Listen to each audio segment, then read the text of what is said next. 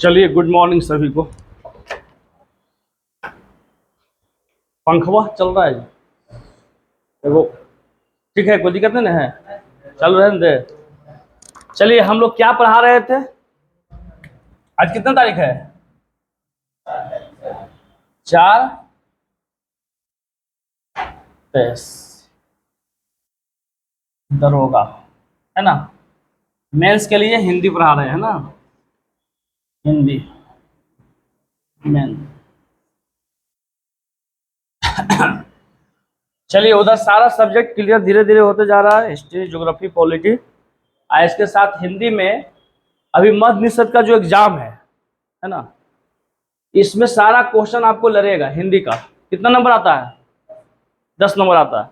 तो जो हम हिंदी पढ़ाए हैं उससे जो हमारे आया है, मिला है महेश आप लोग को? क्या अरविंद, आपको मिल रहा है? तो लग रहा है हिंदी कड़ा लग रहा है कि आसान लग रहा है? अब आसान लग रहा है। पढ़ने के पहले और आसान था, अंदाजे मार दे रहे हैं, फटाफट सही हो रहा है ना। और जब पढ़ाई कर रहे हैं तो हिंदी का रूल और रेगुलेशन समझ रहे हो। जितना लोग आसान समझता था, क्या उतना है? करा है कि नहीं? बहुत करा है, क्योंकि हम बचपन से पढ़ते आ रहे हैं सारा चीज, बस उसी को थोड़ा सा समझना है। करा रहे चाहे कुछ रहे, उससे हमको मतलब नहीं है। हमको क्या करना है कि पढ़ाई कैसे करना, इस बात को समझना है। तो हम लोग हिंदी में 2 तरह का रूप होता है हिंदी का, है ना, जो आपको काम देगा। एक पहले तो गद्य से भी क्वेश्चन आएगा और एक पद से आएगा, है ना। इसके अलावे हम हिंदी का इतिहास के बारे में जानकारी लेना चाहेंगे कि हिंदी साहित्य का इतिहास, हिंदी साहित्य का इतिहास। तो इसकी पढ़ाई हो गई ना? थोड़ा सा रिवीजन कर लेते हैं हम लोग। हो गई? हिंदी साहित्य के इतिहास में हिंदी राष्ट्रभाषा कब से है? बोलो जल्दी। 1965 से। हिंदी को किस अनुच्छेद में रखा गया, है ना? हिंदी की आदि जननी क्या है? संस्कृत है। ये सब सारा चीज हम बता दिए थे, बताए थे कि नहीं? हिंदी दिवस कब मनाया जाता है ना? अंतर्राष्ट्रीय भाषा हिंदी दिवस कब मनाया जाता है ना? तो ये सब चीज सारा चीज दिखा दिए थे। हिंदी का आदि कवि कौन है ना, बताए थे। कवित्री कौन है? तो हिंदी साहित्य के इतिहास इसके और भी है कि कई काल खंडों में बांट के पढ़े हैं, जैसे विरगाथा काल, भक्ति काल, आधुनिक काल, है ना। तो ये सब हम काल में बांट के पढ़ते हैं, और सभी काल का क्या होता है? एक ईस्वी होता है। और उस काल में कौन से कवि का जन्म हुआ, और उस कवि ने कौन से कविताएं की रचना की, कौन सी पत्र पत्रिकाएं की रचना की, तो ये सब हम बांट के पढ़ते हैं। उसके बाद हम पढ़े थे भाषा और क्या? भाषा और लिपि। भाषा और लिपि, भाषा क्या है? थोड़ा जीत नया आया था, समझो। भाषा किसे कहते हैं? लैंग्वेज, जिसको बोलते हैं इंग्लिश में, इसको क्या? लैंग्वेज। किसे बोलते हैं भाषा? जी हाँ हाँ हाँ हाँ, जे बोलना है बोलो जल्दी जल्दी। क्या जल्दी जल्दी बताइए, आप लोग बताइए। रोहित, पंखा थोड़ा सा इसको एगो बंद करिए ना, आगे वाला हनन कर रहा है ज्यादा।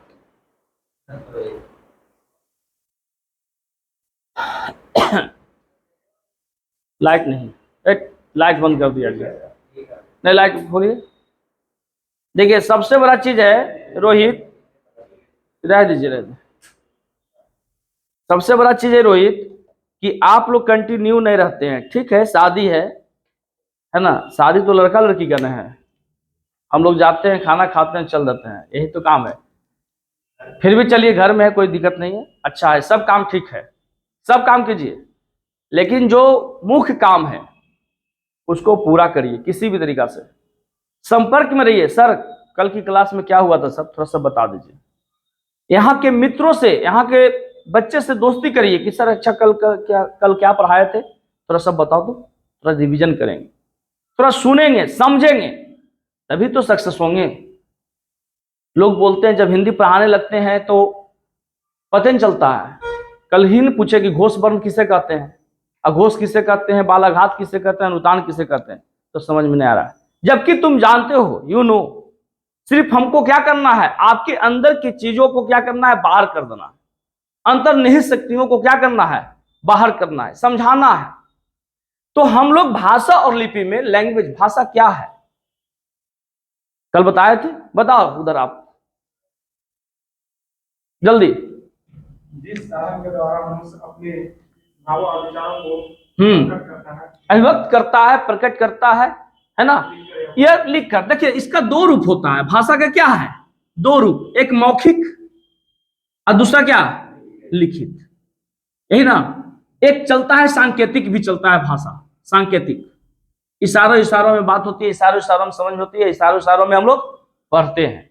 तो सांकेतिक भाषा की चर्चा मूलतः नहीं दे पाते हैं हम लोग। दो प्रकार की भाषा को देते हैं, एक मौखिक और एक दूसरा लिखित भाषा देते हैं। मौखिक भाषा का आधारभूत इकाई ध्वनि है, क्योंकि जब मौखिक में हम बोलते हैं तो क्या निकलता है, ध्वनि निकलता है, आवाज निकलता है। अब मौखिक भाषा तभी सार्थक है जब क्या है, श्रोता सामने हो। जैसे हम यहां पर बोल रहे हैं तो आप है तभी तो सार्थक है, नहीं तो सार्थक है नहीं। और लिखित भाषा का आधारभूत इकाई, क्वेश्चन पूछता है हमेशा दरोगा में, लिखित भाषा का आधारभूत इकाई क्या है, वर्ण है। यानी कि जितना भी चीज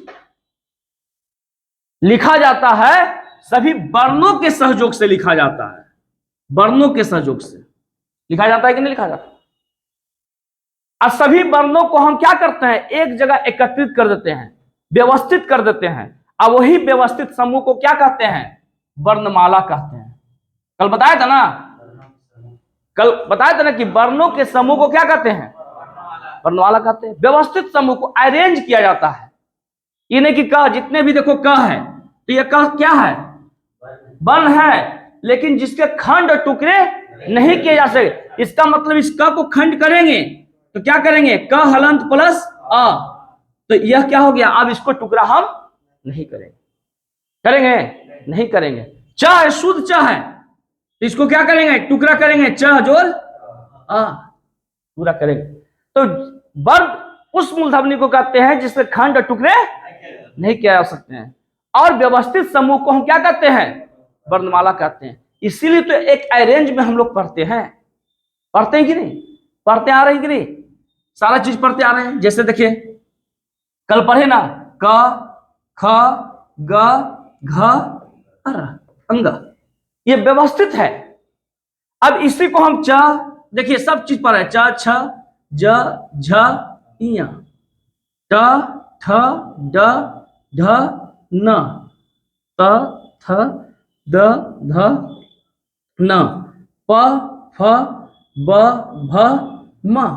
अब क्वेश्चन पूछ देगा स्पर्श व्यंजन कौन है, तो सारा है। स्पर्श व्यंजन की संख्या कितनी है, तो 25 हो गया। क्वेश्चन पूछता है यानी कि स्पर्श व्यंजन कहते किसको हैं, यानी क वर्ग से लेके प वर्ग तक के संख्या को हम क्या कहते हैं, स्पर्श व्यंजन कहते हैं। जिसकी उच्चारण क्या क्या होता है, और क्या है, हाँ, और 5 चीज है, दंत है, समझिए। कल हम पढ़ा चुके हैं। तो यहां पर आ जाओ कमन कि भाषा में दो तरह की भाषा, एक मौखिक का दूसरा लिखित। मौखिक भाषा का आधारभूत इकाई ध्वनि, और लिखित भाषा का आधारभूत इकाई क्या, वर्ण। इसके साथ भाषा में कई प्रकार के हम बताए थे कि बोली, टोटल बोली की संख्या कितना, देखो बढ़िया से, टोटल बोली की संख्या 18। उपभाषा कितना, 5। यानी कि बोली में क्या साहित्य रचना होती है या नहीं होती है, बोली में साहित्य रचना, उपभाषा में साहित्य रचना होती है कि नहीं होती है। यहां पर साहित्य रचना नहीं होती है, साहित्य रचना नहीं हो, यहां पर साहित्य रचना होती है। क्यों होती है, अल्प विकसित भाषा, छोटा, फिर उसका जब बड़ा रूप ले लिया, जब बड़ा रूप लेगा तभी तो साहित्य रचना होगी, जब बड़ा रूप नहीं लेगा तो होगा नहीं हुआ। तो सभी का क्षेत्र है। जैसे मान लिया हम लोग पढ़े थे बहुत सारे चीज कि पश्चिमी हिंदी हुआ क्या, उपभाषा। क्या हो गया, उपभाषा। बिहारी हिंदी क्या है, उपभाषा। अब बिहारी हिंदी में कौन कौन सी बोली बोला जाता है? देखो हम लोग क्या बोल रहे हैं, अपनी मदर लैंग्वेज बोल रहे हैं, बोली बोल रहे हैं, इधर का मगह है कि नहीं? बहुत तरफ जाएगो तो भोजपुरी बोलोगे, चल जाओ मलयालम, चल जाओ उधर केरला तरफ, है ना? तो बहुत तरह की भाषा है, कई तरह की बोलियां हैं, लेकिन हम लोग कौन सी भाषा का प्रयोग कर रहे हैं? सब चीज का प्रयोग कर रहे हैं, लेकिन भारत के लिए, हम लोग इंडिया के लिए मानक भाषा का प्रयोग करते हैं। किसके लिए? मानक भाषा। क्वेश्चन आता है, अभी देखो मद निषेध में आएगा, हमेशा मद निषेध में भी काम करेगा हिंदी मीन्स का है कि जितने भी पत्र पत्रिकाएं प्रकाशित होती है वो किस भाषा में होती है? मानक भाषा में होती है। पत्र पत्रिकाएं प्रकाशित, पत्र पत्रिकाएं मानक भाषा में होती है कि नहीं? तुम अभी चल जाओ दिल्ली तो वहां का एक अलग लैंग्वेज होगा कि नहीं? चल जाओ मुंबई, अपना मराठी लैंग्वेज है, लेकिन वहां के मराठी भाषा आप समझ पाएंगे? नहीं समझ पाएंगे। तो हम लोग बोलते हैं हिंदी गाना बजाओ। तो जितने भी देखो बड़े बड़े हिंदी कलाकार हैं, जितने भी साहित्य रचना हुई है, जितने भी पत्र पत्रिकाएं हैं, जितने भी न्यूज एंकर आते हैं टीवी पर, वह सब कौन सी भाषा का प्रयोग करते हैं? मानक भाषा। क्योंकि मानक भाषा को हम स्टैंडर्ड भाषा कहते हैं, यानी प्रतिनिष्ठित भाषा कहते हैं। ठीक है, तो ये दो चीज हम आप लोग को क्लियर कर दिए थे क्लास में। तीसरा क्लियर किए थे,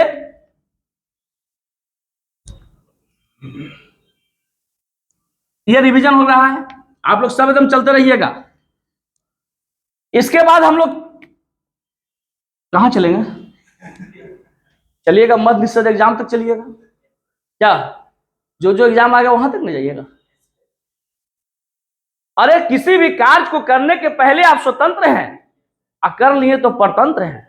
चाहे अनचाहे उस कार्य के कर्म को भोगना ही पड़ेगा।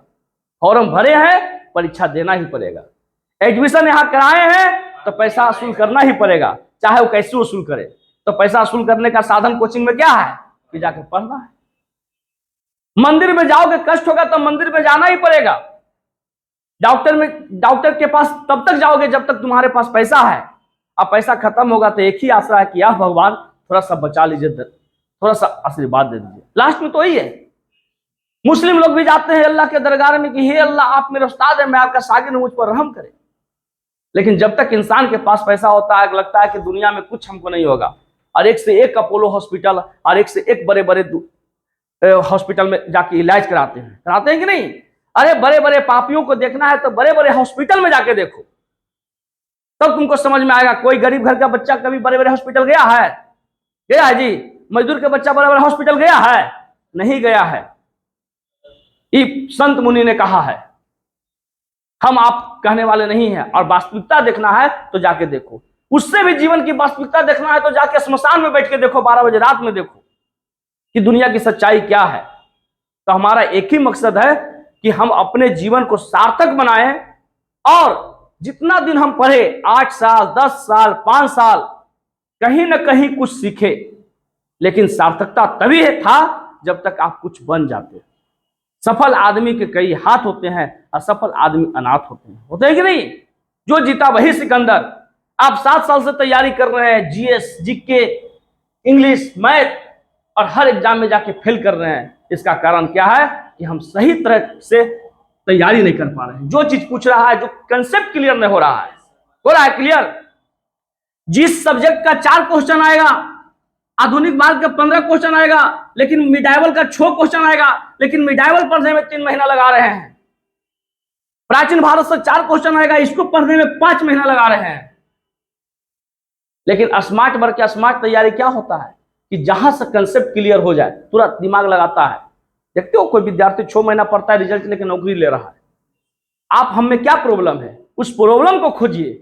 जानकारी आप में भी है। देखिए हम बचपन में लाने आ रहे हैं जी, जब हिंदी पढ़ा रहे हैं तभी जब हम तीसरा देखे बताते हैं, वर्ण पढ़ाए थे, वर्ण और ध्वनि।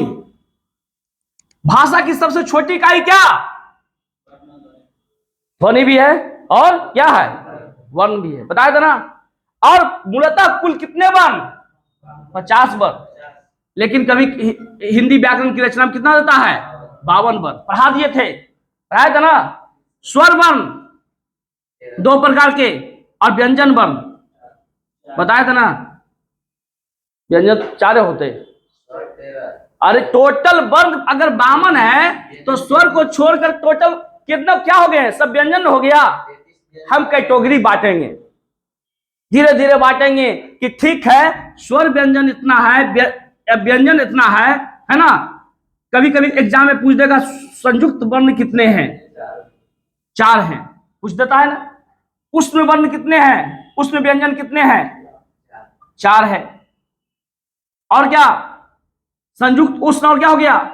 और भी पूछता है, क्वेश्चन आता है अंतःस्थ वर्ण, अंतःस्थ व्यंजन कितने हैं? 4 हैं।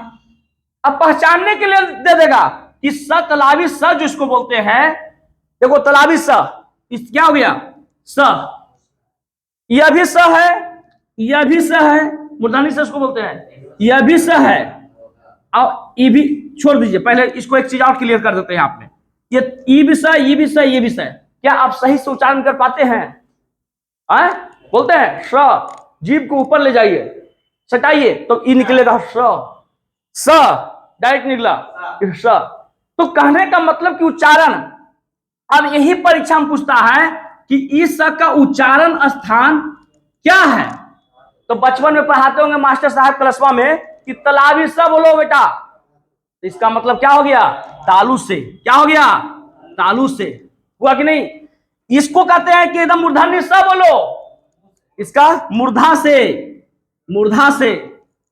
इस को बोलो दंटी स बोलो, इसका मतलब दांत से। अब बताओ बचपन में नहीं सब पढ़ा? पहले क्लास दूसरा क्लास में पढ़ा था, ज्यादा ज्यादा चौथा क्लास में पढ़ा होगा। लेकिन हम लोग अभी परीक्षा देने जाते हैं, अब फेल कर जाते हैं। कहता है क्या मारे सर, मूर्धा मारे कि डंटी मारे कि क्या मारे, समझ में ना रहा है। इसका कारण है कि जो पहले की शिक्षा जो होती थी, पहले जो शिक्षक समझाते थे वो गुरु से इसका संबंध स्थापित करते थे कि नहीं? जाते थे गुरु जी को प्रणाम करते थे, गुरु जी बताइए, आ गया बाबू, अच्छा ठीक है, रटाते थे नहीं, समझाते थे और कैसे उच्चारण होता है यह भी दिखाते थे। तो इसको छोड़ दो, यहां तक ये भी समझ गया ना उच्चारण स्थान। अब यहां पर समझो कि संयुक्त व्यंजन 4 है। कौन कौन है? कल बताए थे, कॉपी देख के बताओ जल्दी।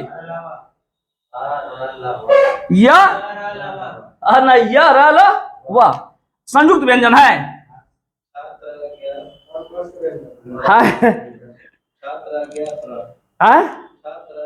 हाँ छात्र ज्ञात्रा। और उसमें व्यंजन कौन कौन? तलावी सा, मूर्धनी सा, दंती सा। हाँ उष्ण व्यंजन है। उष्ण व्यंजन का मतलब क्या हुआ? उष्ण व्यंजन किसे कहते हैं? जो रगड़ से, हाँ वायु घर्षण के प्रक्षेपण कारण जो उत्पन्न होती है, आवाज आती है, उसको क्या कहते हैं? उष्ण व्यंजन। कल पढ़ा दिए थे, यहां तक सब क्लियर है? कोई दिक्कत तो नहीं हो रहा है? खाली रिवीजन चल रहा है। उसके बाद स्वर वर्ण, जब स्वर वर्ण हम पढ़ाए थे तो स्वर वर्ण में दो चीज का वर्णन होता है। एक मूल स्वर जिसको बोलते हैं हर्ष स्वर, बोलते हैं ना, उसको बोलते हैं, दूसरा क्या बोलते हैं? दीर्घ स्वर।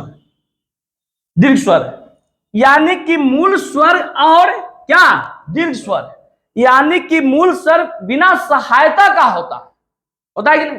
जैसे देखो ये अ है, कि किसी का सहायता लेगा, लेकिन जब आ जाता है तो इसका मतलब है कि अ जोड़ प्लस अ, यानी कि यह क्या किया? सहायता लिया। किसका लिया? मूल स्वर का। यानी कि दीर्घ स्वर क्या किया कि मूल स्वर का क्या किया? सहायता लिया, तभी तो बना। उसी प्रकार से मूल स्वर बिना सहायता की और इस सहायता का क्या बनता है? जैसे देखो इसमें क्या? अ, ई और क्या? उ हो गया। और इसमें क्या? जितना भी आ जाओ, आ ई बोला ऊपर, ई का मतलब समझ रहा है कि एक ही और एक ही। कोई दिक्कत यहां तक? चलो आओ, कहां तक हम पढ़ाए थे? बोलो जल्दी जल्दी जल्दी बताइए। व्यंजन वर्ण, व्यंजन वर्ण के कितने भेद बताओ? 3 कौन कौन? हाँ हाँ स्पर्श व्यंजन देखो आ गया, स्पर्श व्यंजन। स्पर्श व्यंजन क्या है? जहां से स्पर्श होती है, तो ये सभी स्पर्श होते हैं ना, कहीं न कहीं दंत से होता है, कहीं न कहीं ओठ से होता है, कहीं न कहीं तालु से होता है, कहीं न कहीं मूर्धा से होता है कि नहीं होता है? तो स्पर्श व्यंजनों की संख्या पूछेगी, क्या पूछेगी? तो स्पर्श व्यंजनों की संख्या कितना टोटल क्वेश्चन पूछेगा? तो 25। कहां से कहां? क वर्ग से लेकर प वर्ग तक। कोई दिक्कत? मत निषेध में आ रहा है। दूसरी चीज, आ बोलता है, आ और आ बोलता है ना, जैसे देखो आ, आ, ई है सही, उ, री, ए, ओ, औ, अंग, पूछता है ना। तो क्वेश्चन आता है, वह दरोगा में भी आता है, जितने भी हिंदी मेंस का एग्जाम होता है उसमें कभी कभी आप सेट में मारते होंगे कि आयोग बाह या आयोग वर्ण कितनी है। अब ऑप्शन दे देगा 2, दूसरा दे देगा 4, तीसरा दे देगा 6, चौथा दे देगा 8। तो कौन मारेंगे?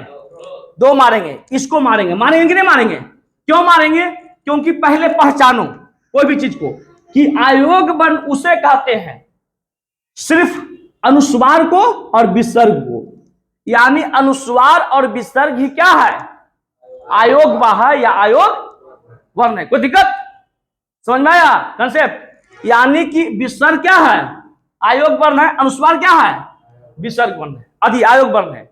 यानी अनुस्वार और विसर्ग को हम क्या कहते हैं? आयोग वर्ण कहते हैं। तो आयोग वर्ण की संख्या कितनी हो गई? 2 हो गई। कोई क्लियर यहां तक? और ये सब देखो क्या है? स्वर है। क्या है? ये सब स्वर है। और ये सब टोटल क्या है? व्यंजन है। और इसी व्यंजन को हम कैटेगराइज करके पढ़ते हैं कि नहीं पढ़ते हैं? अब देखो यहां पर एक चीज, यहां तक क्लियर? अब देखो हम पढ़ाते हैं नया चीज,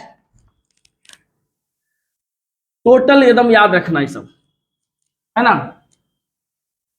संयुक्त व्यंजन भी बनता है मेल से, बताया था ना। संयुक्त व्यंजन में जैसे ये अच्छा किससे बनेगा? जल्दी बताओ। हाँ सही बोलना। का हलांत प्लस मूर्धनी स, यह देखो तो कॉपी पर, तब बना संयोगी 6। पूछता है क्वेश्चन, देख लो जल्दी। हाँ है ना। अत्रा किससे बना? त्र बोलते हैं ना। तो देखो त आ रहा है कि ना आ रहा है? तो ये तब शुद्ध नहीं देना है, तब देखो ये तोड़ना है, ये शुद्ध। अब प्लस क्या हो गया? अब क्वेश्चन आएगा कि संयुक्त व्यंजन जो बना इच्छा का विश्लेषण क्या है, चाहे जैसे क्या है। अब ऑप्शन दे देगा, ई भी दे देगा ऑप्शन। अब ऑप्शन में यह भी दे देगा क जोड़ स। तो जब यहां नहीं है पहिया तो क्या होगा? ये गलत हो जाएगा। क्यों नहीं सेम रहे? यानी इस पुच्छी लटका हुआ रहना चाहिए। समझ में आ गया? हम थोड़ा सा ज्यादा स्पीड में बोल रहे हैं क्या? ठीक बोल रहे हैं ना? इसको होना चाहिए। बन गया राहुल? समझ में आ गया? और क्या? जैसे ज्ञ कैसे बनता है? जा ज्ञ। और क्या? स्र कैसे बनता है? तलाबी सा। समझ में आ गया? संयुक्त व्यंजन यानी कि 2 वर्णों के मेल से किसका निर्माण? समझ में आ गया? ये क्वेश्चन आता है, हमेशा पूछेगा।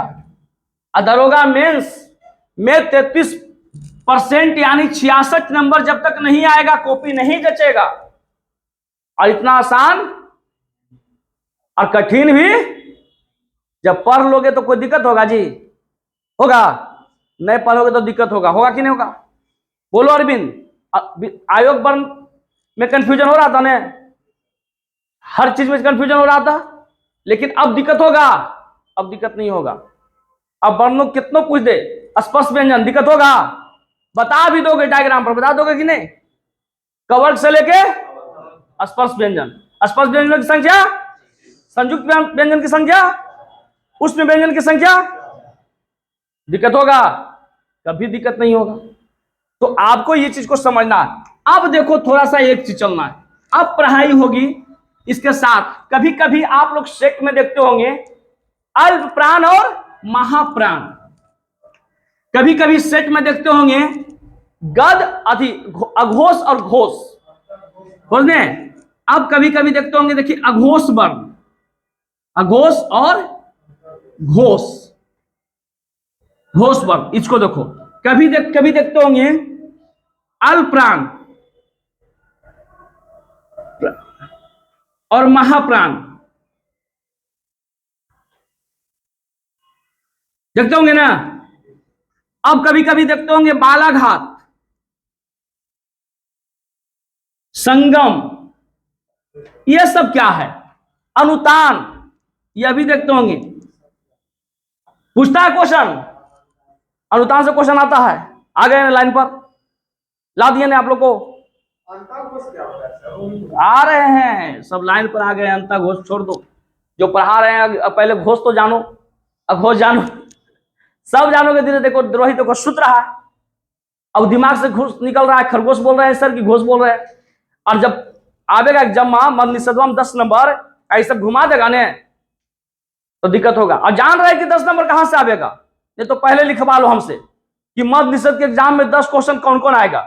अगर नहीं लिख दिए तो कहना और जाके मिला लेना, चैलेंज दे रहे हैं हम, वही आवेगा। बस खाली विशेष नहीं पढ़ना है, पढ़ने का रहेगा। यहां पढ़ोगे इमली जी। आज अगर किसी को मान लिया आपको पूछ देते हैं, आपको बताइए जैसे विषधर, विषधर देखिए, अब पूछ देगा कि विषधर का समास कौन सा, बताओ, कोई नहीं बोलेगा।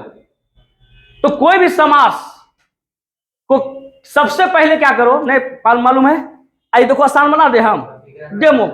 कोई भी समास को पहले विग्रह करो, जिसका क्या करो, विग्रह करो। अब विग्रह में देखो क्या है कि 20 को धारण करने वाला, 20 को धारण करने वाला। देखो समझो पहले, एकदम एक करके समझ लो दिमाग में। कोई भी समास को हम क्या करेंगे, पहले समास विग्रह करेंगे। 20 को धारण करने वाला कौन, सापे ने है, वो शंकर भगवान ने है ना। तो जिसका अंतिम पद प्रधान हो, अंतिम पद प्रधान दिखा रहा है ना, धारण करने वाला।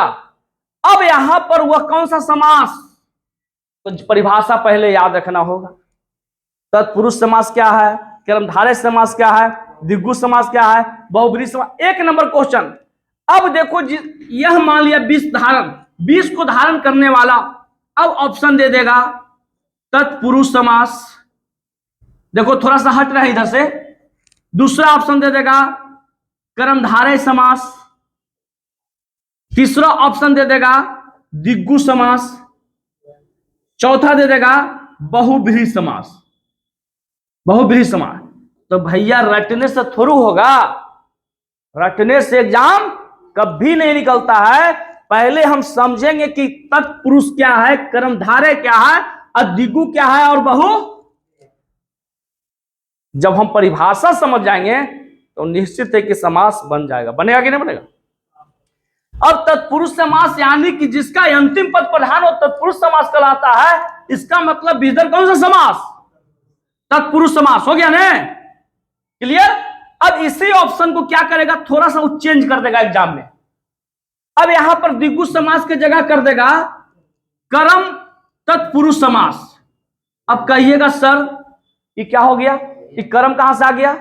तो यहां पर क्या करना है कि सबसे पहले कारक को पढ़ना है। किसको पढ़ना है, कर्ता ने कर्म को करण से, संप्रदान को के लिए अपादान से, यानी कि कर्ता ने कर्म को। इसका मतलब कर्म तत्पुरुष समास, यानी तत्पुरुष समास के भी 6 भेद, कै भेद, 6 भेद हो गया। तो इस प्रकार से आपको पढ़ना होगा, तब हिंदी निकलेगा, क्लियर होगा। जैसे हम पढ़ा रहे हैं संविधान, कॉन्स्टिट्यूशन। अब देखो हिस्ट्री में आवेंगे, हिस्ट्री एकदम दन से चुटकी से निकलवा देंगे। आज जो एग्जाम पूछेगा बस वही। अभी हम दे रहे हैं ना होमवर्क, पढ़ के आओ, पढ़ के आओ, पढ़ के आओ। आप खाली क्वेश्चन करोगे बस, ठीक है सर ये हो जाएगा, नहीं क्लियर नहीं होगा। एक टॉपिक को दे, उसको डिस्कस करो, अगर मान लिया कि यूरोपियों के आगमन में हम सबसे पहला टॉपिक पुर्तगाली दिए, तो पुर्तगाली के बारे में जानेंगे कि बीपीएससी में कौन सा क्वेश्चन आता है और दरोगा में पुर्तगाली से कौन सा क्वेश्चन आता है। ये तो हम जान ही रहे हैं कि पहला यात्री, पहला यूरोपियों का आगमन किसका, पुर्तगाली का हुआ, ये हम जान रहे हैं। ये पुर्तगालियों के समय में कई शोध हुए, इसकी चर्चा है, लेकिन पुर्तगाली कौन है? अगर हमको कोई जाने कि नहीं आनंद सर कौन है, तो आनंद सर सिर्फ भारतीय है थोड़ू, ठीक है, भारतीय है, तो भारतीय में और इनका गुण क्या है, व्यक्तित्व क्या है, और भी तो जानेंगे इनके रीजन में क्या क्या हुआ। ठीक उसी प्रकार से ये समाज जब हम पढ़ रहे हैं, तो समाज का विग्रह करेंगे तो देखो दंश समास बन जाएगा कि नहीं बनेगा। बहुत आदमी संधि विच्छेद में फेल हो जाता है कि सर संधि विच्छेद नहीं करने आता है, उसका भी ट्रिक है, चुटकी में ट्रिक है, तो संधि विच्छेद बन जाएगा। तो यह चीज क्या करना है बताइए, बताएंगे, हराम नहीं है, सब कुछ बताएंगे जैसे एक दिन समाज का चलेगा। अब चलो हम लोग चलते हैं अघोष और घोष, यह भी बन रहे हैं, क्या है घोष और। अब यहां पर हम लिखते हैं, देखो हम लिखा देंगे बढ़िया से कॉपी पर, ठीक है। अब यहां पर लिखते हैं अघोष और अघोष, घोष लिखते हैं ना, कॉपी पर लिख लेंगे क्योंकि यहां से क्लास शुरू हो रहा है। हिंदी साहित्य का इतिहास क्लियर, भाषा और लिपि क्लियर, वर्ण और ध्वनि क्लियर। अब यहां पर तीनों चर्चा आज करेंगे, अघोष और घोष।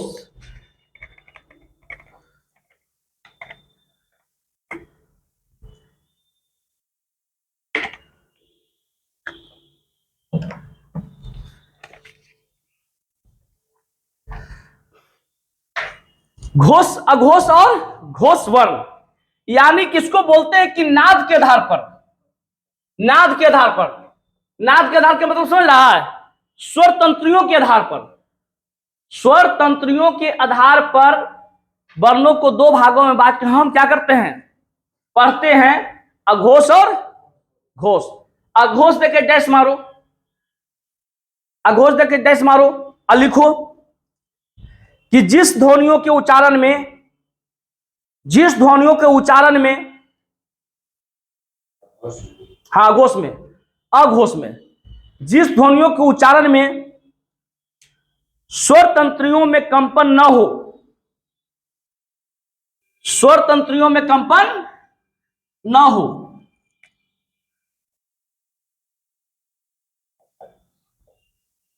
स्वर तंत्रियों में कंपन न हो, उसे अघोष ध्वनि कहते हैं।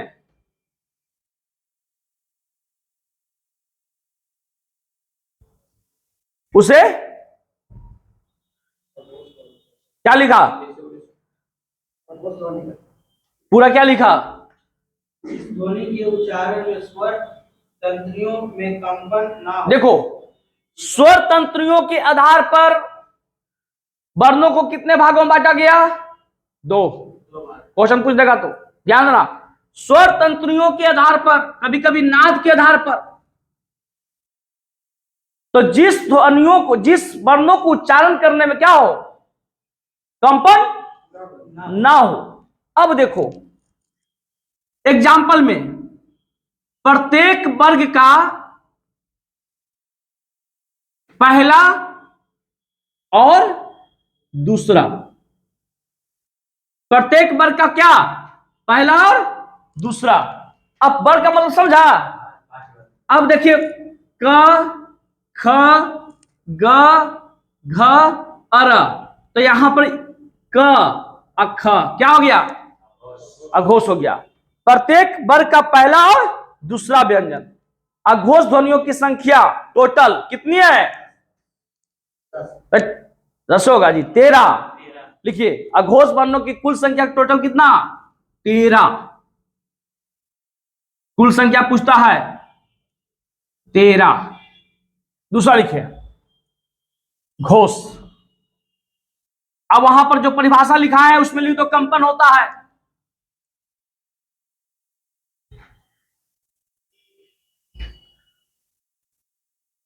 जिन ध्वनियों को उच्चारण में स्वर तंत्रियों में क्या हो, कंपन हो।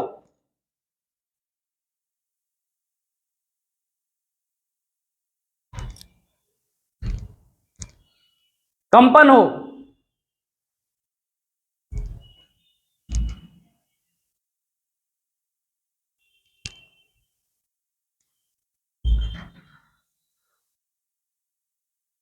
देखिए बिहार बीपीएससी का बैच एकदम नोटाई से जबरदस्त चल रहा है, ठीक है, चलेगा, इसलिए टेंशन नहीं लीजिए। आप लोग भी सबको बोल दीजिएगा कि वहां तैयारी हो गया है। चलिए इधर देखिए, घोष,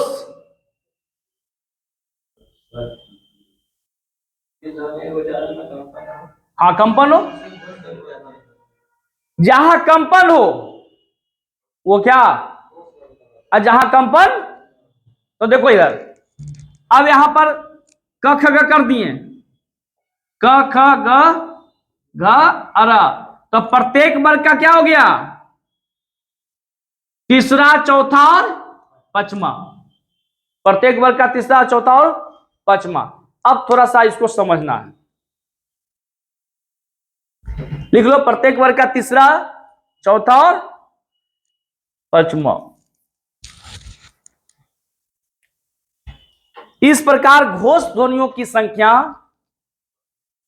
इस प्रकार घोष ध्वनियों की संख्या, टोटल बताओ,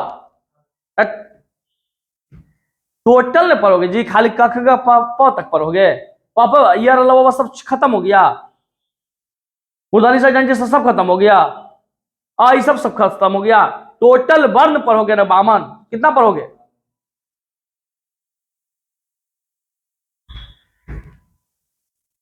अब प्रत्येक वर्ग का तीसरा, चौथा और पांचवा, समझ गया। अब देखो, क बोलो, क ख ग पढ़ो, क बोलो, क ख बोलो, पांच, वैसे इतना स्पीड में आओ, बोलो बढ़िया से, हाँ, ग बोलो तो, ग है ना, देखो, क ख कंपन हुआ, ग घ अर, अंदर से लगा ना, यहां पर लगा कि नहीं लगा, तो जहां पर कंपन नहीं हो क्या हो गया, अघोष, और जहां पर कंपन हो कोई दिक्कत, अघोष की संख्या, अघोष की संख्या, टोटल घोष की संख्या बताओ जल्दी, 31, लिखिए 31। अब देखिए चलना है अल्पप्राण तथा महाप्राण, जल्दी जल्दी समाप्त कीजिए। यार लिखो ना तुम लोग, देता है जहां देता है छोड़ दो, सीधे उलट दो, इधर कितने कर दो,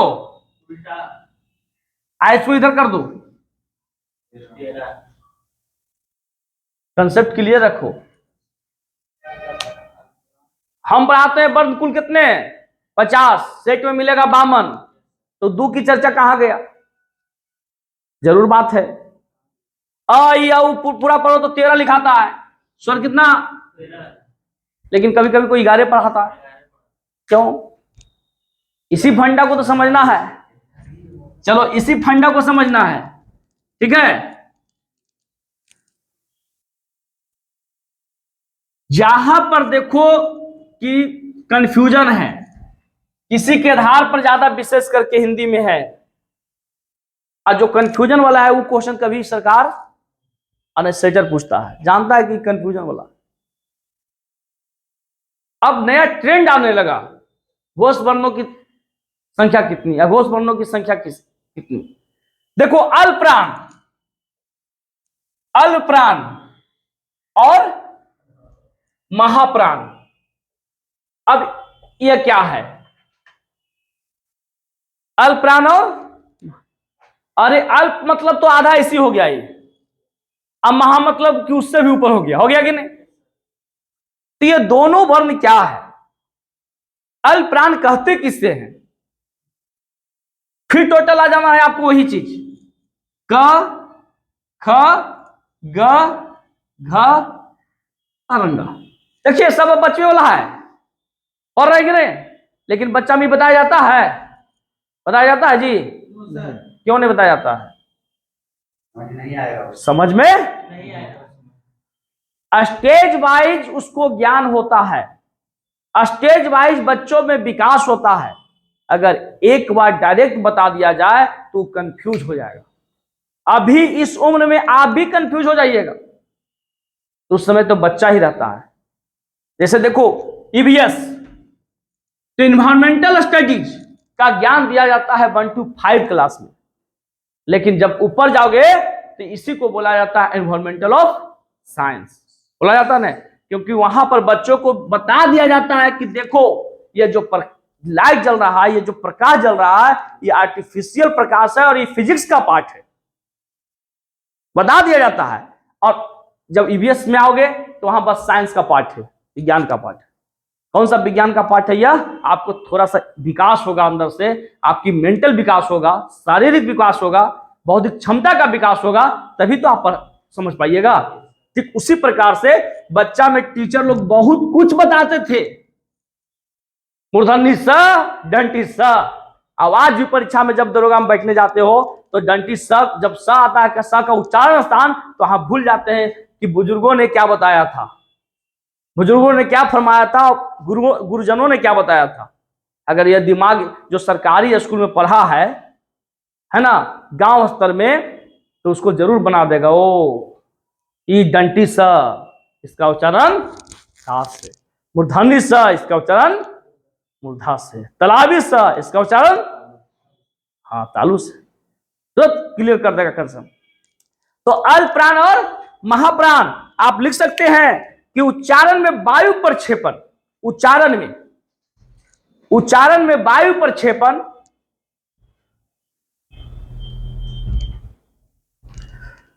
या श्वास की दृष्टि से उच्चारण में वायु प्रक्षेपण या श्वास की दृष्टि से ध्वनि को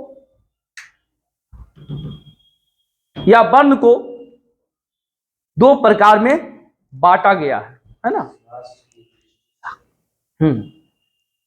दो प्रकार, अल्प प्राण और महाप्राण। में वायु प्रक्षेपण श्वास की दृष्टि से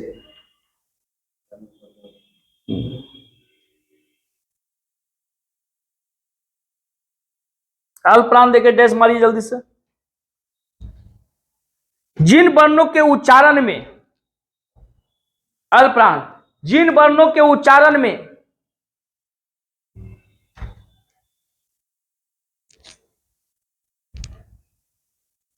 मुंह से गर्म वायु का प्रक्षेपण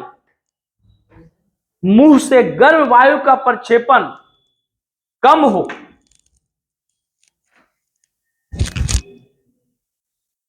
गर्मी लग रहा है, क्या करोगे? पंखा बंद करके पढ़ाना पड़ता है गर्मी में भी। बहुत लोग पंखा चालू करके पढ़ाते हैं, सोचिए। चालू कर लो, पीछे वाला पंखा कर दो, चालू हो। हाँ, गर्म वायु का प्रक्षेपण कम हो, एकदम नहीं हो, लिखो एकदम नहीं हो, मुंह से हकार तक नहीं हो, मुंह से हकार तक नहीं हो,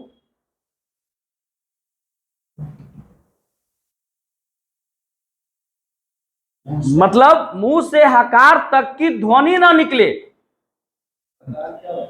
अरे कुछ अंदर से है ना, अब कुछ नहीं, मतलब 1% कुछ भी नहीं है ना, तो उसे हम क्या कहते हैं? अल्प प्राण कहते हैं। उसे क्या कहते हैं? अल्प प्राण कहते हैं।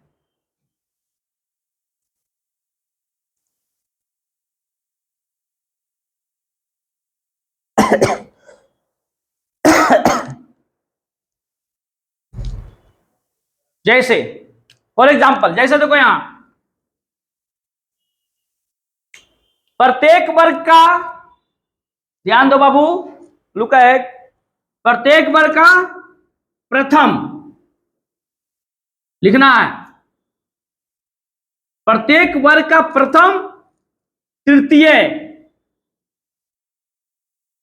और पंचम, और साथ में अंतस्थ।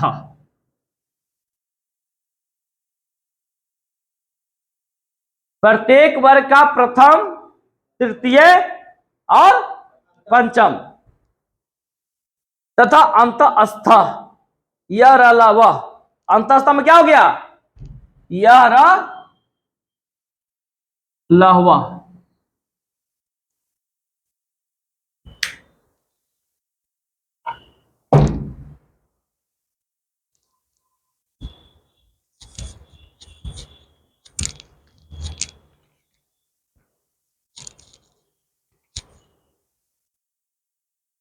चलिए हो गया। उसी प्रकार से महाप्राण लिखिए।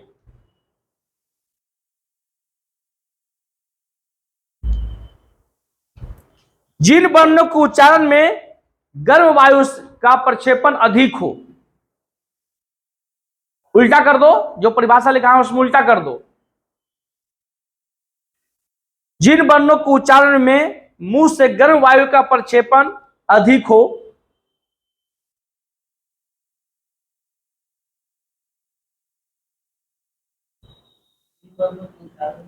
गर्म वायु का प्रक्षेपण अधिक हो और मुंह से हकार की ध्वनि निकले, और मुंह से हकार की ध्वनि निकले, उसे महाप्राण कहते हैं। देखिए तीनों बता देंगे आज। महाप्राण कहते हैं। क्या कहते हैं, महाप्राण। जैसे हर वर्ग का दूसरा, हर वर्ग का दूसरा और तीसरा, हर वर्ग का दूसरा और तीसरा, और उष्ण व्यंजन, और साथ में उष्ण व्यंजन। हाँ उष्ण व्यंजन, उष्ण व्यंजन लिखा है था ना, तालाबी स, मूर्धन्य स और दंटी स। उष्ण व्यंजन मार दो, महाप्राण वर्ण है। देखो जहां गर्म वायु का, समझो इधर, जहां गर्म वायु का प्रक्षेपण अधिक हो, कहां हो गया, जहां गर्म वायु का प्रक्षेपण कम हो, क्या होगा, अल्पप्राण। जहां पर हकार की ध्वनि भी नहीं निकले, अल्पप्राण। और जहां पर हकार की ध्वनि निकले, बोलो महेश, समझ में आ रहा है जी? क्या कि फिर गड़बड़ाओगे तो दिक्कत होगा। फिर से बता दे, देखो अल्पप्राण और महाप्राण, यानी कि वहां इसके पहले हम बताए थे घोष और अघोष, तो नाद के आधार पर, स्वर तंत्रिका के आधार पर बांटा गया था, वर्ण को बांटा गया था ना।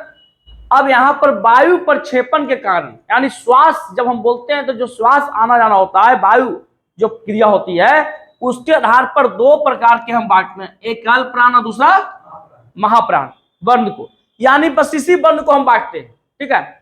अब अल्पप्राण जहां पर हकार की ध्वनि बिल्कुल मतलब कुछ ज्यादा दिक्कत नहीं हो, बस बोले, जैसे देखो क ख लगाने, बोलो ना, कस के बोलिए, कस के आप लोग बोलिए, क ख ग ह और लगा रहे हैं। क में आसान लगा नहीं, कुछ लगा, ख देखिए लगा जोर, बोलो ना जी आप लोग, बोलिए आप लोग बोलिए, बोलो तुम लोग, एक फील करो, महसूस करो अपने आप को, लग रहा है। देखो कि पहला में देखो लग रहा है जोर, बोलो सब अंदर से फील करो।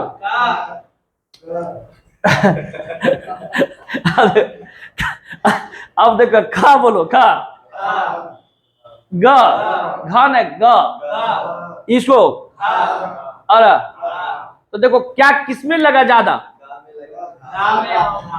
खा में और घ में, धन है घ में, है ना, त थ ध ये होता है, और क ख घ घ, समझिए।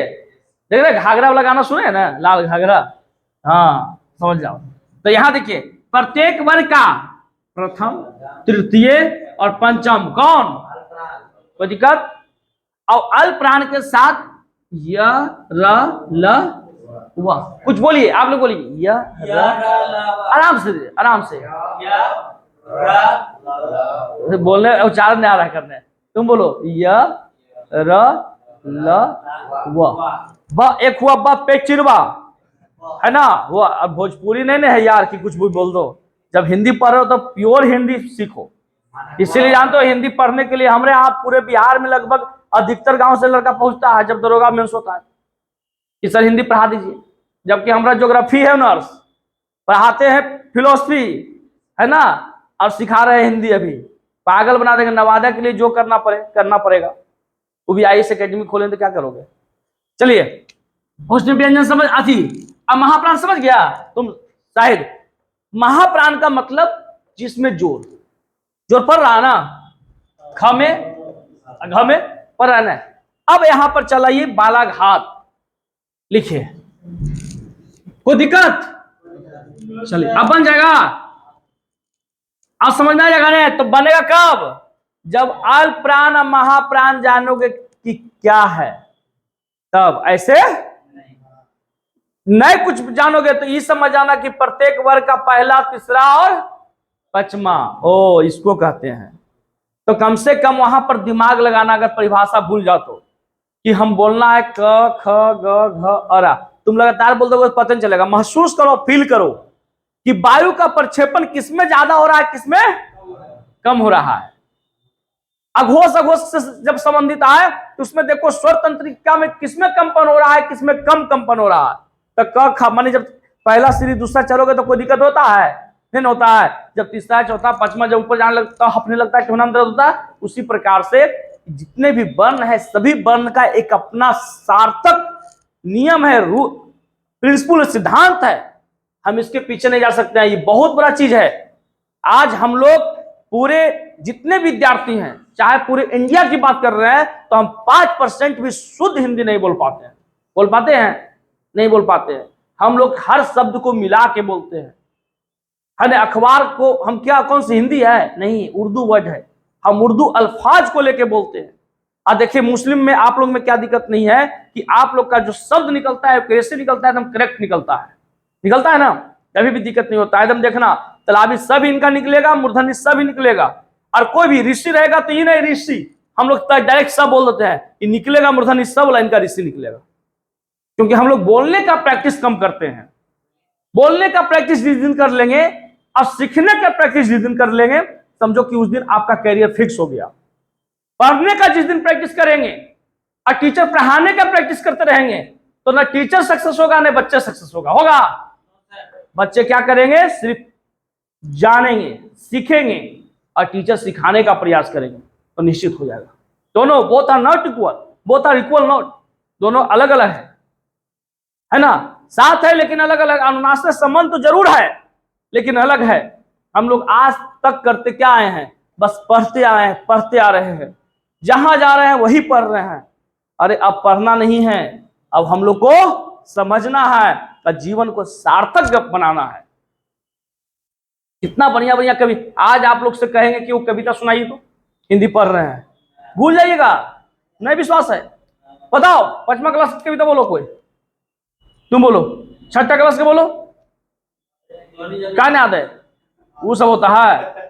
6ठी क्लास की कविता हम पर याद भी है, आज भी याद है। बरसों तक वन में घूम घूम बाधा बिन्नों को चुम चुम सा धूमधाम पानी पत्थर, पांडव आए कुछ और निखर, सौभाग्य न सब दिन सोता है, देखे आगे क्या होता है। मैत्री की राह बताने को, सबको सन्मार्ग पर लाने को, दुर्योधन बिन बचाने को, भगवान हसनता पूरा है, पांडव को संदेशा लाए, दे दो न अगर आधा, पर इसमें यदि बाधा दो तो दो केवल 5 ग्राम, रखो अपनी धरती तमाम। है ना, कविता याद आया? नहीं आया? नहीं पढ़ा जी सब तुम लोग। कौन हिंदी चेंज हो गया है? हिंदी चेंज हो गया था हो? नहीं कैसे पढ़ा? खरा हिमालय बता रहा है जरूर आंधी पानी, तो जब ही पढ़ा तो हिंदी हम सब कविता याद करोगे तब नहीं यार। बताओ ना, जब हम याद आ गया कि ना आ गया? बुंदले हर बोलो कि मुझसे हमने सुनी कहानी थी, खूब लड़ी मर्दानी, वह तो पढ़ा है। बसंती हवाऊं बसंती हवाऊं पढ़ा है। तो कैसे, तो वो भी कविता उसी में था ना, कहाँ था? तो आप अब क्या है भूल गया? संस्कृत का कविता आप देखो, विद्या दयाति विनयम, सॉरी 6 क्लास का विद्या दयाति विनयम पाठ नंबर 2 याद करो। आज भी जाके किताब में देखना, सब दिमाग में सेट है। पहला, दूसरा, तीसरा श्लोक, उसमें श्लोक है, पहला श्लोक, दूसरा श्लोक, तीसरा श्लोक देखना, लिखा हुआ है रूप जौमन संपन्ना विशाल कुल संभवा विद्याहीन न शोभिते, लिखा हुआ है। फिर 5वां श्लोक में लिखा हुआ है प्रिय वाक प्रदान, फिर शुरू में लिखा हुआ है जैसा न विद्या न तपो न दानम ज्ञानम न शीलम न गुणो न धर्मम ते मृत्यु लोके भूवि भारते भूता मनुष्य रूपे न मृगासन। तो आप लोग तो भूल गए, लेकिन हम नहीं भूले। ये गाना सुना है ना कि भूले क्या है यार, भूल आ जाते हैं, फिर गायक बनना पड़ेगा, फिर भाषा है ना। ये गाना है ना कि अब भूलेंगे ना, याद आ रहा है, अंदर आ गया था, है ना, नहीं भूल, याद नहीं आ रहा है। हाँ तो छोड़िए, हटाइए, आवाज आएगा। हर बात मगर तेरा प्यार नहीं भूले, है ना। तो वही चीज है कि हम पढ़े तो जरूर हैं, कम पढ़े हैं, लेकिन कंठस्थ जीवन में नहीं सेट किए, याद नहीं किए, लेकिन दिमाग में सेट कर लिए कि यह कविता इस जगह है। कोई भी चीज, अभी देखिए सीटेट आ रहा है, संस्कृत पढ़ाना पड़ता है। अभी आ जाए झारखंड, कहेगा नागपुरी पढ़ाइए, सब नागपुरी पढ़ाना पड़ता है। अरे भगवान हमको आदमी किसी ने नहीं दिया, हमको जो दिया आदि शक्ति ने दिया, और आदमियों ने जो दिया वह क्या एक माध्यम दिया कि नहीं ये हमारे गुरुदेव हैं। आज कितनों भी कोई भी गुरुदेव हैं जिनसे पढ़ो, कोई गलत नहीं पढ़ाते हैं, ये बात हमेशा याद रखना, कोई गलत नहीं पढ़ाएंगे। अब जितना जिसको जितना नॉलेज है उस हिसाब से आपको तक प्रेजेंट करते हैं, और आपको जितना नॉलेज है आप उतना लेते हैं कि नहीं लेते हैं। बस हमको सर इतना चीज चाहिए। आज बच्चा आता है, सर 4 दिन डेमो क्लास करे, अब बताओ जो बच्चा अनभिज्ञ है वो टीचर को कैसे पकड़ पाएगा डेमो क्लास में, पकड़ेगा। तो बच्चा टीचर भी तेज हो गया कि वो ये अकबर के बारे में जानता है, दुलाइन अकबर के बारे में बोल दो, कि बाबर के बारे में जानता है, दुलाइन बाबर का, हाँ सर क्लास बहुत अच्छा हो गया, गजब लगा, अरे दिल खुश हो गया सर। तो जान ले चीजवा के तो जान ले बोले, अगर वो नए चीज को बोलते तो आप में शक्ति नहीं है कि आप पकड़ पाइएगा। You are not able to face in situation, पकड़ पाइएगा नहीं, पकड़ पाइएगा। इसलिए आज भी हमारे क्लास जब होता है आइए, हम कभी आप लोग को बोले डेमो क्लास कीजिए, नहीं, कोई डेमो क्लास नहीं, डायरेक्ट एग्जीबिशन कराई पढ़िए। हमको प्यार नहीं करना है किसी से, प्यार हमको करना है तो अपने माँ बाप अपने इष्ट देव से करना है, प्यार करना है तो अपने शक्ति से करना है, प्यार करना है तो मानव के मनुष्यता से करना है ना। जब हम संज्ञा सर्वनाम पढ़ाएंगे आपको तो उसमें दिखा देंगे आपको भाववाचक, जातिवाचक से भाववाचक कैसे बनता है, ये भी क्वेश्चन आता है नहीं। मनुष्य क्या है तो मनुष्यता भाव कैसे निकलेगा, दयालु दयालुता, है ना, ये सब भावात्मक आता है बनाने के लिए कि जातिवाचक से लेकर भाववाचक बनाइए, ये सब चीज सीखना है। बहुत सारे चीज है हिंदी में, गद और पद, देखो गद और पद की चर्चा कर रहे हैं, देखो थोड़ा सा कर देते हैं इसमें। पद यानी कि पद मतलब क्या, कविता। तो कविता जितने भी पद हैं लिखे हुए हैं, तो इसमें कौन से काल में कौन से कवित्री पैदा हुए और उस कविता के माध्यम से लोगों को क्या संदेश देना शुरू किए, इस चीज को जानकारी लेना है ना। जितने भी कवित्री, सुभद्रा कुमारी चौहान आए, कविता लिखे ना कि नहीं, बहुत सारे कवित्री लिखे। पद भाग, हम गद पढ़ते हैं तो गद में जितने भी रचनाकार हुए कौन कौन, मुंशी प्रेमचंद आए कि नहीं आए, मैथिली शरण गुप्त आए, जयशंकर प्रसाद आए। क्वेश्चन पूछता है जयशंकर प्रसाद किस बात का कवि, तो छायावाद की कवि, कौन सा। तो ये बात क्या है, ये नकेलवाद क्या है, हलावाद क्या है, इसको पकड़ना है। अगर ये पकड़ा जाएगा तभी तो बन पाएगा, हो नहीं तो नहीं बन पाएगा। अब जितने भी गद हैं, जितने भी पद है, सबको सजाया गया है। देखो जितने भी पद है, कविता है, जैसी कविता कोई कविता है, इसको सजाया गया है। और सजाने का काम में किसको आया, सजाने के काम में पहले रस आया, फिर अलंकार आया, और उसके बाद छंद आया। आदमी को खड़ा कर दो, पूरा नग्न आदमी को खड़ा कर दो, अच्छा लगेगा, लेकिन आज फिर भी उसी के लिए मरता है, नहीं मरता है। और उसको सजा दो, उससे लाख गुना सुंदर लगेगा। इसलिए 16 श्रृंगार में लड़का को देखो या लड़की को देखो सुंदर लगेगा, लेकिन उसको खाली नग्न बॉडी को देखो अच्छा नहीं लगेगा, लगेगा नहीं लगेगा। उसी प्रकार से कोई भी कविता को लिखने वाले कवियों ने लिख दिया, लेकिन उसको सजाया जाता है। देखो हम थोड़ा खुलेआम बोल देते हैं, इसमें दुख नहीं मानना, हमारा यूट्यूब पर भी बहुत सारे रहता है सब चीज, है ना। हाँ ये सब हमको लाज नहीं लगता है, शर्म नहीं लगता है, क्योंकि शर्म कैसा रहे, जब हम सिखाने की बात आए तो कभी शर्माना नहीं है। हमें क्या करना है, उस चीज को लेकर हमको समझना है। हम कविता लिख दिए, गाना लिख दिए, जैसे देखो म्यूजिक राइटर होता है, गाना लिखता है, उसको सजाता कोई और है, उसी प्रकार से इसको सजाया जाता है रस से, अलंकार से।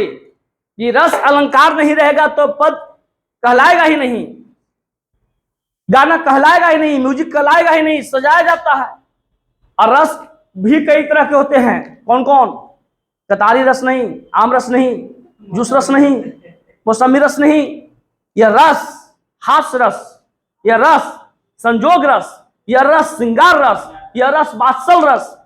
तंबूरा ले मंच पर बैठे प्रेम प्रताप, साज मिले 15 मिनट, घंटों भर आलाप, घंटों भर आलाप भैया राग में मारे गोता, धीरे धीरे घिसक चुके थे सारे श्रोता। कौन सा रस?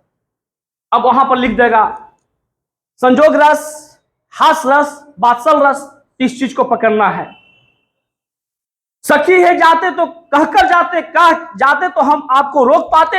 यानी कि गौतम बुद्ध अपने पत्नी को, राहुल को छोड़कर क्या किया? ये आप राहुल नहीं है ना, वो राहुल सिद्धार्थ राहुल है ना, वो राहुल को छोड़कर निकल गए। राम देखे सिया और सिया को अखिया लड़ी के लड़ी रह गई। यानी कि सीता के मन में भी आया था कि मेरा पति होने वाला कौन सा लवर है, और उसको लग रहा है कि मेरी पत्नी कैसी लग रही है। अचानक दोनों निकला उधर फोन करने के लिए, इधर फोन करने के लिए। उस समय फोन नहीं था, मतलब पेड़ पौधे से बात करने के लिए, है ना। हने पहले आज नहीं टेलीफोन हो गया हो, चिट्ठी। अरे देखा, एक मेघदूत पर पत्र लिखा जाता था, आता था ना मेघदूत पर पत्र।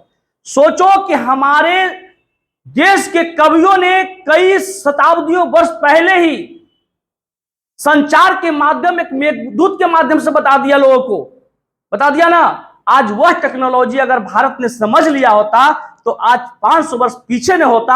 आज उस टेक्नोलॉजी को जापान ने समझा, और आज जापान ने और क्या किया, नए नए टेक्नोलॉजी लाकर नया नया मोबाइल दे दिया। देखो ये तो उस सब क्या है, हमारे कवियों ने बता दिया था। मेघदूत पर जाओ रे मेघ, बता दो कविता। उन्होंने कविता को रचनाएं किया मेघदूत के माध्यम से, क्या किया, पत्र। उसी प्रकार से उस समय टेलीफोन नहीं था, लेकिन सिया और राम ने भंवरों, फूलों, कलियों, वादियों के माध्यम से सोचा कि क्या कैसा होंगे श्री राम। अचानक देखिए श्री राम का नजर पड़ गया। जैसे अभी लड़का लड़की पर नजर पड़ जाता है, सुंदर अगर लड़की मिल जाए, सुंदर लड़का रह जाए तो मन में गुलगुला। अब वहां पर हुआ राम देखे सिया और सिया राम को अखिया लड़ी के लड़ी रह गई। यानी कि श्रृंगार रस में दो रस हुआ, एक संजोग हुआ और एक क्या हो गया, वियोग हो गया। जब हम रस पढ़ाएंगे तो अब संजोग हुआ कि जो अचानक मिला, अब वियोग हुआ जो जा रहा है। समझ गए? तो सजाया जाता है। अब दूसरी चीज गद्य में भी क्या है कि जितने भी सेंटेंस है उस सेंटेंस को देखना है। पॉजिटिव है, नकारात्मक है, सकारात्मक है, क्वेश्चन वाक्य है, प्रत्यक्ष है या अप्रत्यक्ष है कि नहीं। यानी कि टोटल ग्रामर, जिस प्रकार से हम मैथ को बनाने के लिए फार्मूला को यूज करते हैं, इंग्लिश को पढ़ने के लिए ग्रामर को यूज करते हैं, उसी प्रकार से हिंदी गद्य और पद को समझने के लिए फुल्ली व्याकरण का नॉलेज होना चाहिए। नहीं तो देखो यूपीएससी में जो मेंस शीर्षक पेपर है उसमें 4 लाइन नहीं 10 लाइन का देता है कविता, और उसी से 5 को क्वेश्चन देता है बनाओ, और सब फेल हो जाता है। क्यों? क्योंकि उसको ग्रामेटिकल नहीं पकड़ में आ रहा है। क्वेश्चन उसी में है, बच्चे अपना दिमाग लगा देते हैं वो आंसर ही होगा। नहीं, इस रूम में आपको पैक कर दिया जाए और बोल दिया जाए कि 4 क्वेश्चन निकालो, तो बाहर से सोचोगे जी कि मैप से सोचोगे। जब मैप में देंगे तो उसी प्रकार से जितने, चलिए बालाघाट और संगम पढ़ा दे क्या? टाइम हो गया, पढ़ा दे हो, छोड़ दे। तो आप लोग क्या करिएगा, कल बालाघाट पढ़िएगा, ठीक है। और उसके बाद संगम, देखो बालाघाट समझा देते हैं, समझ लो। जिस पर जोर पड़े, क्या पड़े, जिस पर जोर पड़े। जैसे देखो यह दिन लिखते हो, है जोर पड़ा नहीं पड़ा, बोलो दिन, यह दिन बोलो, यह दिन माने डे, दिन, और दिन मतलब गरीब दुखी, दिन दुखी, इसको बोलते हैं क्या, बालाघाट। क्या बोलते हैं, बालाघाट। संगम और अनुतान, ये 2 क्वेश्चन है जिससे क्या होता है, हमेशा कहीं ना कहीं कुछ पूछता है ना, हमेशा। अनुतान, जैसे इसमें देखा जाए कि समान कथन, इसमें क्या होता है, एक समान कथन, एक आश्चर्य, और एक हो गया प्रश्नवाचक। जैसे जैसे एक समान कथन लो, जैसे एक वर्ड ले लो, समझो, अच्छा, अच्छा, अच्छा, हुआ ना। क्वेश्चन देखो, उच्चारण करने पर निर्भर है। अच्छा, खुशी हुआ, पूरा आश्चर्य, अरे वहां मर्डर, अच्छा, मतलब क्या हुआ, मतलब आश्चर्य हुआ, एक प्रश्न में ठीक, ये पूछ ले, अच्छा, यानी क्वेश्चन भी आ गया, अच्छा, समझे, समझिए ना, अच्छा, यानी क्वेश्चन आ गया। ये सब चीज होता है क्या, क्या उसको बोलते हैं, संगम बोलते हैं, नहीं अनुतान बोलते हैं, सॉरी, इसको क्या बोलते हैं, अनुतान बोलते हैं। यानी कि लहरियों में उतार चढ़ाव को हम क्या बोलते हैं, अनुतान बोलते हैं। और संगम, संगम में देख लो, कल बताए थे, दवा पीली है और दवा पीली है। अब क्या समझे इससे, यानी कि शब्दों को उच्चारण में अल्पकालीन मौनावस्था, शब्दों को जो हम उच्चारण कर रहे हैं वर्णों को, अल्पकालीन मौनावस्था और विरामावस्था, ये क्या हो गया, संगम हो गया। क्या हो गया, ये अनुतान हुआ। तो दवा पीली है, बोलो, दवा पीली है, दवा पीली है, देखो अंतर आएगा कि नहीं आएगा। अरे जितने भी चिन्ह हैं, जैसे कोमा, कोमा का भी तो मतलब है, फुल स्टॉप का भी तो मतलब है, ऐसे भी तो अस्तर है, हाइपन का भी तो मतलब है। तो जो हम उच्चारण करते हैं शब्द को, वर्ण को जो उच्चारण करते हैं, तो थोड़ा सा जो उतार चढ़ाव होता है, देखते हैं, आप कोई भी गाना गाओ, चाहे कहानी पढ़ो, अगर सही ढंग से नहीं पढ़ोगे तो पता नहीं चलेगा कि क्या पढ़ रहा है। कोई गायक रहता है, बहुत बड़ा गायक, और वो गाता नहीं, तो नहीं कहते हो कि किताब पढ़ लो है, बोलने लग लो चल। लेकिन अगर वही गाता है बढ़िया से, तो सब सुनते हो कि नहीं सुनते हो, प्यार हमारा अमर है, सुनते हो ना। लेकिन अगर गावे बढ़िया से नहीं, मैं एक पर खड़ा हो जाए और गाना शुरू कर दे, किताब पढ़ना शुरू कहोगे, तो लहरियों को उतार चढ़ाव थोड़ा सा होता है, विराम अवस्था होता है, उसमें क्या होता है, शब्द से शब्दांतर हो जाता है। बस आप जो बोलते हैं, जो उच्चारण करते हैं, अगर सही ढंग से थोड़ी सी भी उच्चारण में अगर अल्प विराम हुआ, तो वहां पर शब्द क्या हो गया, चेंज हो गया। तुरंत पूछना क्या चाह रहे, दवा पीली है, दवा पीली है, मतलब एक क्या हुआ, एक रंग का बोध रहा है, एक किसका बोध रहा है, पिलाने का, दवा पिलाने का बोध रहा है। तो चलिए आज का क्लास हम लोग आप यहीं रखते हैं। दरोगा मेंस आपका क्लियर होते जा रहा है। क्या हो रहा है, पीटी हो जाएगा, स्टाम्प पेपर ले लेना कोर्ट से 1000 का निकाल के, साइन मार देंगे किसी को। दरोगा पीटी 100 स्टूडेंट्स को दरोगा बनाना है पूरे नवादा में, ये मेरा चैलेंज है। इस चैलेंज को कोई नहीं रोकेगा। और देखिएगा मेरे यहाँ फीस भी दरोगा का 5500, अभी सस्ता में पढ़ा रहे हैं, 2000 में पढ़ा रहे हैं, वो 2500 ऑफर में। जैसी फर्मा बढ़ाएगा 2500, फिर पैर भी आएगा बड़े बड़े, समझे, बड़े बड़े लोग को, सर मेरा कैंडिडेट है, डॉक्टर उधर फोन करेगा, बड़े बड़े अधिकारी उधर फोन करेगा, नेता लोग अलग फोन करेगा, सर एक सीट रिजर्व कर दीजिए। यहाँ सीट रिजर्व नहीं होता है, यहाँ सुपर 30 और IAS अकेडमी में कम बच्चे की तैयारी होता है। तो 100 बच्चा कर लेंगे, 50 बच्चा का 2 बैच, और सीधे फीस 5500 अभी से लाना। इसलिए अभी 10 दिन में जितना बच्चा आ जाए 2250 में, उसके बाद कहा जैसी फरमा। अब अबरी जो बहाली होगा, नवादा देखेगा कैसे बहाली होता है। कुछ नहीं, 2 महीना पढ़ाने के बाद स्टाम्प पेपर पर लिख देंगे कि तुम्हारा रिजल्ट होगा कि नहीं होगा, और नहीं होगा तो पहले बता देंगे कि तुम्हारा रिजल्ट नहीं होगा, भैया तुम जाओ घरे।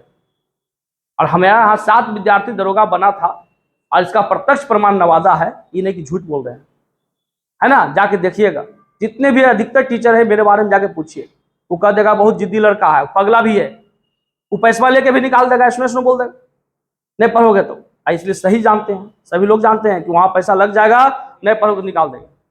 हम पढ़ाई से समझौता करते हैं, प्यार और मोहब्बत और खाने से समझौता हम रोज पर करते हैं। क्लास में आने के बाद आप हमारे शिष्य हो गए, हम आपके गुरु हो गए, आप कुछ सिखाने का प्रयास करते हैं। बाहर में आप मेरे साथ घूम लीजिए, फिर लीजिए, पनमो खा लीजिए, शाम में चलते हैं पान खाते हैं, मिल लीजिए। लेकिन एक नियम, एक रूल, जिस प्रकार से नियम और सिद्धांतों के सम्मिलित रूप ही क्या है, संविधान है कि नहीं है, उसके बगैर चलेगा नहीं चलेगा। उसी प्रकार से पढ़ाई जीवन में करना है। हमको दरोगा बनना है तो दरोगा जैसा बन जाओ यार। थोड़ा हाथ उठ में जैसे देखो मोड़ के चलता है, एकदम फुल शर्ट बांध के चलो, टाई वो लगा लो, कोट लगा लो, एकदम कोट पहन लो, गर्मी में क्या दिक्कत है, तब ब्लेजर पहन लो, हाथ काला जूता पहनो, स्टैंडर्ड लगे अधिकारी जैसा। आने तो बड़का जींस पहनो, उजलैंड के जूता पहनो, लगे कि नहीं हम दरोगा है। लगना चाहिए। आप अगर मन में बना लिए कि हम दरोगा बनेंगे तो बनेंगे, अगर मन में नहीं बना पाए तो नहीं बने। मन के हारे हार है और मन के जीते जीत। अगर आपका कह देगा कि हम दरोगा बनेंगे इस बार, तो आप अपने जाके गांव में कह दीजिए, ऐलान कर दीजिए कि जितना तुम सताए हो हमको, सुनो इधर, बस ज्यादा टेंशन नहीं लो, आज तुम्हारा दिन है, कल मेरा दिन आएगा। और जिस समय तुम ये अनाउंस कर दोगे सब जगह जाके अपने अपने घर क्षेत्र में, परिवार में, कि हम बन रहे हैं दरोगा, तो आपके अंदर ईगो आएगा, अरे बोल तो दी है, करेंगे क्या यार, नहीं बनेंगे। कम से कम यही बहाना तुम पढ़ोगे भी, समझे। अगर कोई आदमी पगला कह दे कि तुम पागल हो गया है, सब जगह पैसा लगेगा, घूस लगेगा, तो आज आनंद सर के कोचिंग प्रमाणित है कि बिना घूस के दरोगा बना हुआ है, 1 रुपया कहीं नहीं लगेगा, ये मेरा दावा है। तो आप लोग क्या करिए, हिंदी मेंस खत्म कर रहे हैं, उधर जीएस, ज्योग्राफी, हिस्ट्री, पॉलिटिक्स में आप साइंस में घुसेंगे, है ना। धन्यवाद, बहुत बढ़िया, चलो।